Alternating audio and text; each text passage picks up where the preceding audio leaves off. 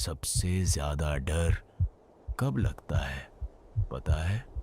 जब जिसे आप सबसे ज्यादा प्यार करते हो वो धीरे धीरे बदलने लगे और आप कुछ भी न कर पाओ। यह कहानी है आर्यन और नेहा की। वे दोनों परफेक्ट नहीं थे, पर एक दूसरे के लिए परफेक्ट थे। छोटी छोटी बातों पर साथ हंसना, रात को बिना वजह बातें करना और एक दूसरे के बिना एक दिन भी न रह पाना। उन्होंने शादी की, दुनिया के खिलाफ जाकर। पर कुछ कहानियां शादी के बाद शुरू होती हैं।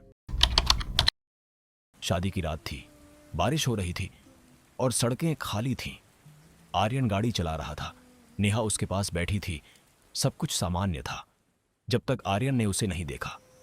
सड़क के बीच एक साया, न वो हिला न वो हटा, बस खड़ा रहा। आर्यन ने ब्रेक मारा, गाड़ी रुकी। उसने बाहर निकलकर देखा, पर वहां कोई नहीं था। लोग ऐसे पलों को अनदेखा कर देते हैं। आर्यन ने भी किया, पर कुछ चीजें अनदेखा करने से खत्म नहीं होती, बल्कि हमारे साथ ही रह जाती हैं। नेहा अब पहले जैसी नहीं थी। वह कम बोलती थी, पर सबको घूरती रहती थी। कभी कभी वह बस आर्यन को घूरती, जैसे वह उसे पहचान नहीं पा रही हो। एक रात नेहा सो रही थी, पर नींद उसकी नहीं थी।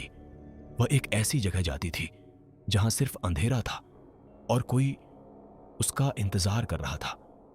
वह उसे देखता था जैसे नेहा उसकी हो। नेहा चीखना चाहती थी, पर आवाज उसका साथ छोड़ चुकी थी। दिन के वक्त सब सामान्य लगता था, पर रात का डर दिन में गुस्सा बनकर निकलता था। प्यार धीरे धीरे टूटने लगा और सबसे खौफनाक बात, नेहा को कुछ याद ही नहीं रहता था।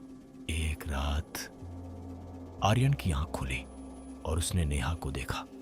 वह बिस्तर पर सीधी बैठी थी, अंधेरे में, और मुस्कुरा रही थी। उसकी आंखें पूरी काली थीं। वह किसी को देख रही थी जो आर्यन को नजर नहीं आ रहा था। तभी एक अनजानी और खौफनाक आवाज आती है, नेहा मेरी है। अगर जिंदा रहना चाहता है तो इससे दूर चला जाओ। आज भी आर्यन एक सवाल के साथ जी रहा है। उस रात सड़क पर जो साया था, क्या वह सिर्फ एक पल के लिए दिखा था, या फिर वह उनके साथ घर आ गया था?